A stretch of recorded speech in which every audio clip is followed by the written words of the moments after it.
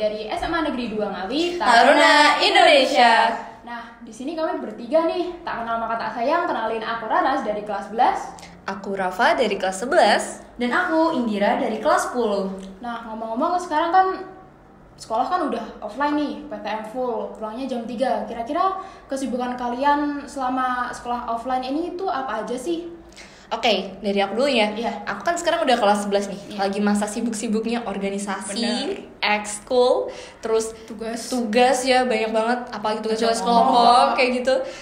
Terus sekarang kan kita juga pastinya butuh support nih Iya. dari bimbel. Sekarang bimbel juga udah offline dan kita harus kesana kemari, pindah satu bimbel ke bimbel lain, kayak Iya, gitu bener. ya kan. Itu aja sih kayaknya yang bikin ngerasa capek gitu. Kalau dari Rara sendiri gimana nih? Kalau dari aku sendiri sih, aku persis ya kayak Rafa. Ditambah lagi aku Sabtu sekolah karena Semada ada sekolah 6 hari untuk angkatan aku. Dan pada saat itu juga kayak lebih capek karena aku nggak bisa eksplor diri. Dan malah akhirnya aku capek dan akhirnya sakit. Tapi aku punya 2 pertanyaan nih ke kakak-kakak sekalian. Kalian ngerasa capek nggak sih sama hal-hal ini atau PTM ini? Kan sebelumnya everything was online. Dan kalian pernah kepikiran nggak kalau misalnya sekolah kayak online itu kayak bakal jadi sekolah digital, dan what if kayak organisasi dan ekskul tuh kayak digital juga? Kira-kira gimana? Apakah malah lebih nggak enak atau enak? Kalau dari aku dulu ya. Oke, personally menurut aku enak sih, karena aku juga udah pernah Iya. mengalami sebelumnya. Walau mungkin ada sisi keenakannya juga, tapi kalau buat kayak kita bisa lebih nge-explore banyak hal kayak gitu sih. Iya, bener Ada banget. sisi negatifnya kan. Iya. Kita bisa explore banyak hal, terus bisa jalan hobi kayak gitu. Terus ini sih bisa lebih santai. Kayak kita tuh gak kerasa bebannya karena kita waktu Justru fleksibel iya nggak sih benar-benar waktunya? bisa Bener nyesuaiin waktu kita mau ngerjain tugas Kalau sekolah kapan. offline kan kita bisa sambil rebahan, sambil ngopi, Bener, sambil bener. ngeteh, sambil membaca novel, dan Sambil sebagainya. dengerin lagu juga. Iya, Jadi bener. kayak kita tuh sekolah sambil hobinya jalan gitu tuh bisa. Berarti Sekarang tuh in susah. conclusion, kakak sekalian pada lebih suka sekolah tuh bakal jadi digital ya? Iya. Kalau dari aku iya ya. Kalau dari Raras gimana nih? Kalau kontranya sih, kalau aku sekolah online ya, aku dulu lebih sering kena distraksi untuk mengerjakan tugas dan sebagainya. Kayak aku misal ngerjain tugas ada HP, aku malah fokus ke HP aku daripada ke tugas aku. Terus kayak ekskul sama Lemot organisasi kerjanya.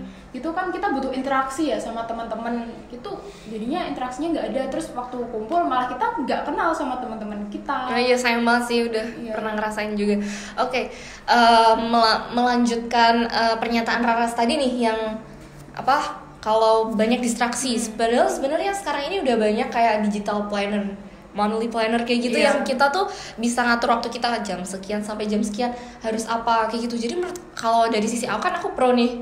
Iya, betul. Kayak sebenarnya bisa diatur ya, Iya, karena iya sih, bener. efektif enggaknya tuh it's all about time management juga kan. Tergantung pribadinya masing-masing sih, Iya. bisa atau enggak. Oke, karena kita kan beda angkatan nih. Rara, Indira, ini dari kelas 10, kita kelas 11. Kurikulumnya lagi mengalami transisi kan. Iya, Kamu Semada. dari kurikulum apa? Merdeka. Kita Kita masih dari pakai kurikulum K13. Nah, Betul banget. ini kalau karena tadi kamu nanyain ke kita ya, ke kami, kita berdua. Kalau dari kamu sendiri gimana nih? Pandangan kamu soal sekolah didigitalisasikan? Kalau menurut aku sih, dengan kurikulum yang sekarang diberikan Kemdikbudristek itu sangat gak bisa banget untuk dijadikan online ya atau digital. Karena apa? Karena beberapa hal yang menurut aku bikin itu tidak bisa online itu atau digital, adanya project P5 atau Profil iya. Pancasila yang diselenggarakan tiap hari Kamis dan Jumat. Nah, kayak kemarin gitu Semada kan akhirnya ada gebiar kan P5. Kakak udah lihat kan sih? Iya, sebenarnya banget seru sih, mempersiapkannya. iya kan. Sebenarnya kalau menurut aku seru juga ya, karena kita bisa mungkin kita Belajar akan dari luar. ngalamin. Nah, tapi kayak kalau menurut aku untuk orang yang misalnya dalam skala kecil tidak bisa membuat event atau hal seperti pameran itu agak lumayan challenging ya. Tapi menurutku dalam hal baiknya juga P5 itu mengajarkan kita untuk berpikir kritis, karena kita akhirnya harus keluar dari box kita dan akhirnya kita harus punya ide yang lebih rasional untuk membuat event itu. Terus kalau dari proyek kurikulum Merdeka sendiri, ada gak sih implementasi dari digitalisasi sendiri? jujur lebih ke arah kayak kemarin karena kita disuruh bikin life sustainable atau kehidupan berkelanjutan, aku milih untuk sosialisasi. Nah itu akhirnya aku menggunakan digital atau social media buat ngelakuin itu. Tapi menurut aku malah aku pengen ngebalikin pertanyaan aku nih, kira-kira K13 tuh malah lebih cocok nggak sih kira-kira? Karena kan kayak kalian gak ada project dan hal seperti itu, cocok gak sih kira-kira buat digitalisasi? Cocok ya, karena kita kan udah pernah ngalamin nih. Iya, benar. Ya, karena ini sih enaknya pertama, seperti yang udah aku bilang tadi, kita bisa explore banyak hal baru, belajar hal baru. Apalagi sekarang tuh kayak hard skill kita tuh bisa dilatih via online. Bener, sekarang ya? tuh banyak online courses, problem solving ya, kayak belajar apa sih skill yang mungkin kita belum bisa provide di offline karena bimbel offline kan pasti mahal ya. Sekarang tuh kayak kita cari di YouTube Bisa. belajar ini gimana, itu bisa gitu. Kayak sumber belajar itu kita bisa akses di mana aja, kayak Luas, Apalagi sekarang di Ngawi sekarang ada apa namanya? Ngawi ya. Iya. Ngawi kan bener-bener. sekarang bisa ebook secara Ada Iya. Unsnas yang disediakan oleh Kemdikbud dan ada Ngawi. Iya benar-benar. Sekarang kan kementerian juga udah provide dari perpustakaan sendiri, kita bisa akses berbagai macam buku, media pembelajaran, juga sekaligus ngisi hobi kita kan. Benar tuh banget. Pakai buku-buku itu. Oke. Setelah itu tapi nih karena kita udah bisa belajar online, apa-apa bisa kita provide sendiri, independen. Kira-kira peran guru apa dong nanti kalau misalnya semuanya serba digital kayak gini? Kalau guru mungkin kan kita waktu sekolah online ini kan, kita kan ya tetap masih ada bimbingan guru. Kita bisa kayak Masih diawasi ya. kayak lewat Zoom atau Google Meet. Guru masih bisa kayak mengajari kita dan lain-lain seperti itu. Jadi masih Kalau bisa dari sih. gimana nih pengawasannya dari pengawasan guru, kolaborasi antara pengawasan guru dan digital? Tapi kalau menurut aku ya, aku agak kurang setuju sih kalau misalnya sekolah digitalisasi itu menghilangkan peran guru gitu loh. Karena apa kayak kita tahu sendiri kalau Ngawi itu ada tempat namanya kecamatan-kecamatan seperti Sine, Jogorogo, Ngrambe yang konotasinya adalah dekat gunung atau misalnya internet itu susah digapai. Bener banget sih. Internet itu sangat minimalis dan gadget itu menurut mereka sangat mahal dan itu bukan kebutuhan primer gitu loh. Nah, kira-kira kalau misalnya peran guru dihapuskan dalam digitalisasi, apakah tidak membuat kesulitan untuk orang-orang seperti mereka yang ada di pesisir atau pelosok di gunung itu?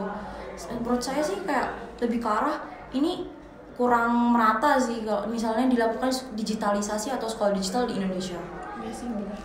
Tapi nih, walaupun dengan beberapa kekurangan yang dimiliki, maksudnya beberapa daerah mungkin belum bisa provide nih. Kebetulan sekolah kita udah bisa provide ya. Alhamdulillah udah bisa memulai mengimplementasikan digitalisasi dalam pendidikan. Yang tadi Kak Rafa bilang kalau kita udah mulai pakai CBT nggak sih? Iya, pakai Iya, CBT bener-bener. nih buat PTS, PAS kayak gitu.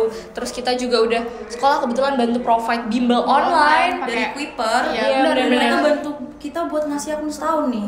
Iya benar.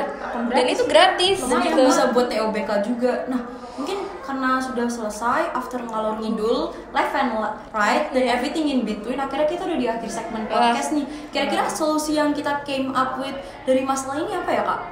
Oke, kalau menurut aku mungkin karena pastinya tiap metode pembelajaran ada pro kontranya ya. Berarti kita harus pinter-pinternya Adaptasi. Iya, hybrid learning. Oh iya benar. Kita Harus pintar-pintar mengkolaborasikan antara sekolah online dan sama offline kayak gitu sih. Oke.